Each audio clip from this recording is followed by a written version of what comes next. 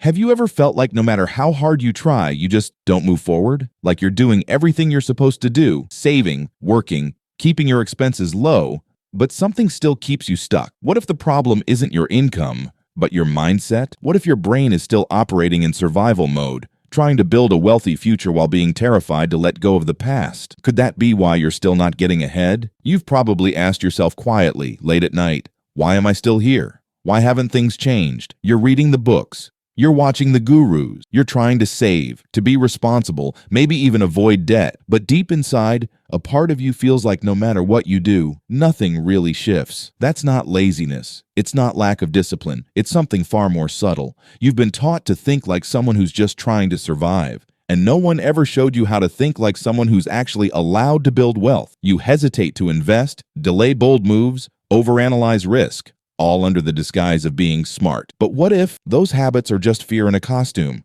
That invisible fear is the trap, and unless you learn to see it and undo it, you'll keep mistaking safety for progress. Letitia didn't grow up thinking about building wealth. She grew up thinking about making it to the next month. Her mom worked 2 jobs, her dad was barely around, and money talk always came with stress, not strategy. Every time the bills piled up, she watched her mother sigh and whisper the same sentence, "Money doesn't grow on trees." Fast forward 20 years, Letitia has a stable job, a college degree, a small apartment. She's proud of how far she's come. She makes more money than her parents ever did, but somehow, she still feels broke. She triple checks her savings account before buying groceries. She won't invest, even in things she believes in. What if it goes wrong? She turns down side opportunities, convinced they're too risky, even though part of her wants to try. People tell her she's smart with money, responsible, cautious. But what they don't see, and what she barely admits even to herself, is that she's constantly afraid of losing everything, just like her mom was. She's not poor anymore, but she still thinks like someone who is. She's living a new life on the outside,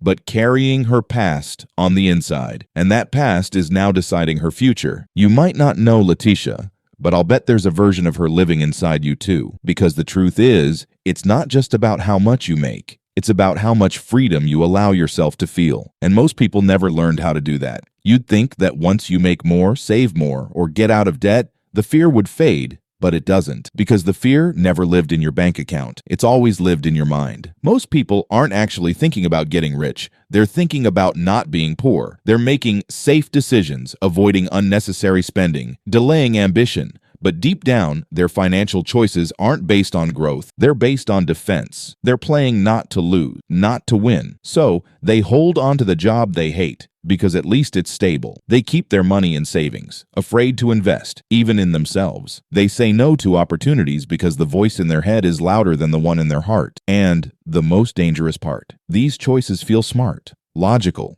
even mature, but they're driven by a story of scarcity that you didn't choose. You inherited. You're not cautious. You're carrying fear that doesn't belong to your current reality. If you're constantly trying to protect what you have, how will you ever expand into what you're capable of? Wealth wasn't designed to be chased from a place of fear. It was meant to be attracted from a place of belief. And maybe that's why you've been stuck. You didn't choose a scarcity mindset. It was chosen for you. Before you could even speak in full sentences, your brain was learning how to survive, not how to thrive. If you grew up hearing that money was stressful, limited, or dangerous, your mind internalized that, not as opinion, but as reality. And your brain's #1 job is to keep you alive, not make you wealthy. So when you think about taking risks, investing, leveling up, your brain doesn't see opportunity. It sees danger. It's not laziness. It's not procrastination. It's protection. You're not bad with money. You're just still running a survival program that no longer fits your life. This is called a cognitive bias. Your past experiences filter your present decisions. And unless you bring it to light, it runs the show. But here's the truth, brutal in its simplicity. This isn't your fault,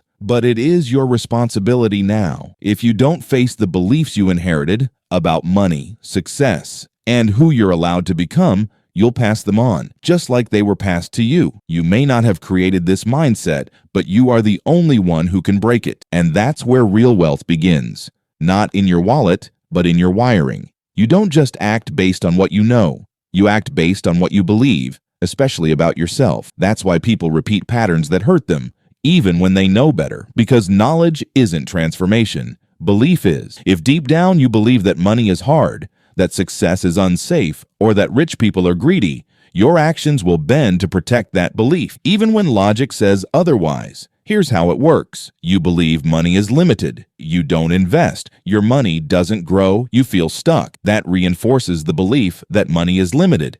You believe you're not good with finances. You avoid facing numbers. You feel out of control. You call yourself irresponsible. That belief gets stronger, and the cycle continues. Quietly, automatically, invisibly. This is the behavioral spiral. The longer you're in it, the more normal it feels. And that's the danger. You're not failing because you don't want more. You're failing because some part of you believes you don't deserve more, or you wouldn't know what to do with it if you got it. Your behavior isn't random. It's the echo of your identity. So the real shift? It has to start with this question. Who do you believe you are, and who told you that? Because until you rewrite that answer, no financial strategy will ever really stick. Most people think having an abundance mindset means being naive or reckless. But what if it's the exact opposite? Scarcity is the lie.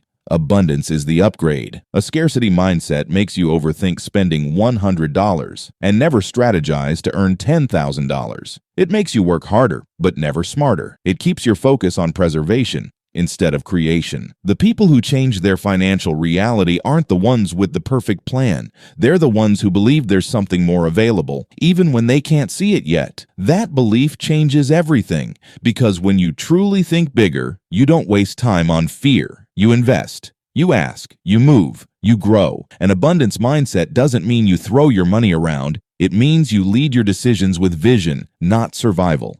Imagine two people with the same $1,000. One hides it, terrified of using it wrong. The other uses it to build something, a skill, a brand, a network, a seed. Only one walks away wealthier. The other just keeps waiting for someday. This is what they don't teach in personal finance books. You can't build a rich life while thinking like someone who's trying not to lose. You have to think like the person you want to become, long before you feel ready. Because if you don't, you'll always shrink your life to fit your fear. You're doing all the right things, but with the wrong identity. You're trying to build a new life while still thinking like the version of you that was just trying to survive. You upgraded your job. You read the books. You talk about goals, but you still make decisions like someone who's terrified of losing it all. That disconnect is what's keeping everything stuck, because when your actions point forward, but your beliefs pull you backward, you stay in the same place. You can't live a wealthy life from the mindset of someone who's still scared to believe it's possible. The version of you that's careful, strategic, and always in control, that's not the visionary. That's the protector.